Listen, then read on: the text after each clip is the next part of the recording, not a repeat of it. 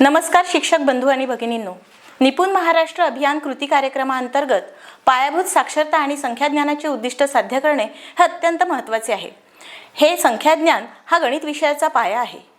प्राथमिक इयत्तांमध्ये 0 ते 9 पर्यंतच्या अंकांची ओळख करून देण्यासाठी मागील व्हिडिओमध्ये आपण अनेक मनोरंजक कृती बघितल्या। आजच्या व्हिडिओमध्ये आपण अनेक मनोरंजक खेळातून या संख्यांचे दृढीकरण कसे करता येईल ते पाहणार आहोत। तर बघूयात पहिला खेळ। पहिल्या खेळाचं नाव आहे जिंकेल कोण। हा अत्यंत चुरशीचा खेळ आहे। मैदानी खेळ असल्यामुळे या खेळामध्ये विद्यार्थ्यांना खूप आनंद वाटतो आणि खूप मला हा अंक आला पाहिजे ही स्पर्धा त्या मुलांमध्ये निर्माण होते आणि त्या दृष्टीने मुलांचं संख्यांचं दृढीकरण सुद्धा होतं। बघा, यासाठी आपल्याला मैदानावर या पद्धतीने एक चौकट आखून घ्यायची आहे। विद्यार्थ्यांना या पद्धतीने उभं सुद्धा करायचं आहे। आपल्याला रांगांमध्ये विद्यार्थ्यांचे 2 गट पाडून त्या दोन्ही गटामध्ये प्रत्येकी 10-10 विद्यार्थी आपल्याला घ्यायचे आहेत आणि या 10 विद्यार्थ्यांच्या आधीच संख्यांची ओळख झालेलीच आहे।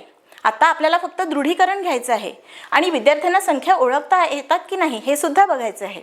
तर विद्यार्थ्यांच्या गळ्यामध्ये हे गोल म्हणजे हे विद्यार्थी आहेत आणि ह्या संख्या म्हणजे त्यांच्या गळ्यामध्ये आपण संख्या कार्ड अडकवलेले आहेत आणि त्या विद्यार्थ्यांना सांगितलेलं सुद्धा आहे की तुझा क्रमांक 1, तुझा क्रमांक 2 अशा पद्धतीने 0 ते 9 पर्यंतचे सर्व क्रमांक आपल्याला प्रत्येक गटातील विद्यार्थ्यांना वाटून द्यायचे आहेत। विद्यार्थ्यांना क्रमांक दिल्यानंतर विद्यार्थ्यांना सूचना आधीच देऊन ठेवायच्या की बघ, तुझा क्रमांक मी जेव्हा उच्चारेल तेव्हा दोन्ही गटातील त्या क्रमांकाच्या विद्यार्थ्याने या मधल्या चौकटीमध्ये आपला क्रमांक शोधून आधी पोहोचायचा आहे।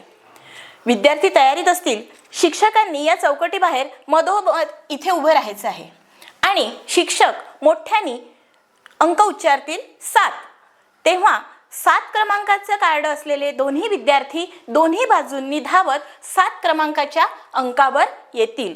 जो आधी येईल तो जिंकेल। अशा पद्धतीने आपण हा खेळ खेळवून घेऊ शकतो। आधी 7 आणि क्रमांक क्रमाने म्हणायचे नाहीत, तर ते उलटसुलट पद्धतीने कधी 2 कधी 5 अशा पद्धतीने सर्व विद्यार्थ्यांना संधी मिळेल अशा प्रकारे आपण हा खेळ घेऊ शकतो। या खेळामुळे विद्यार्थ्यांना अत्यंत आनंद तर होतोच, पण प्रत्यक्ष सहभाग घेता येत असल्यामुळे विद्यार्थ्यांमध्ये आत्मविश्वास निर्माण होतो। मी सुद्धा संख्येपर्यंत पोहोचलो पाहिजे अशी चुरस त्याच्या मनामध्ये निर्माण होऊन उत्साहाचं वातावरण तयार होतं आणि विद्यार्थी अगदी सहजतेने 0 ते 9 पर्यंतच्या अंक सहजतेने ओळखू शकतात। अशा पद्धतीने हा खेळ आपल्याकडे जर मैदान नसेल तर वर्गखोली असेल, त्या वर्गखोली सुद्धा फरशांवर आपण अशा चौकटी आखून घेऊ शकतो। हा खेळ मुलांना नक्कीच दृढीकरणासाठी मदत करतो। यानंतर आपण दुसऱ्या खेळाकडे वळूया। दुसरा खेळ म्हणजे संगीत खुर्ची। हा आपला परिचितच खेळ आहे, पण या खेळामध्ये आपण अंकांची संगीत खुर्ची घेणार आहोत। अंकांच्या संगीत खुर्चीमध्ये मांडतात त्याप्रमाणे एक उलट आणि एक सुलट अशा खुर्च्या मांडायच्या आहेत। आपल्याला 0 ते 9 या अंकांचं दृढीकरण करायचं असल्यामुळे आपण 10 खुर्च्या आपण तिथे मांडणार आहोत आणि प्रत्येक खुर्चीवर आपल्याला क्रमांकचं कार्ड चिकटवायचं आहे किंवा आपल्याला पेनाने सुद्धा आपण क्रमांक काढून ठेवू शकतो।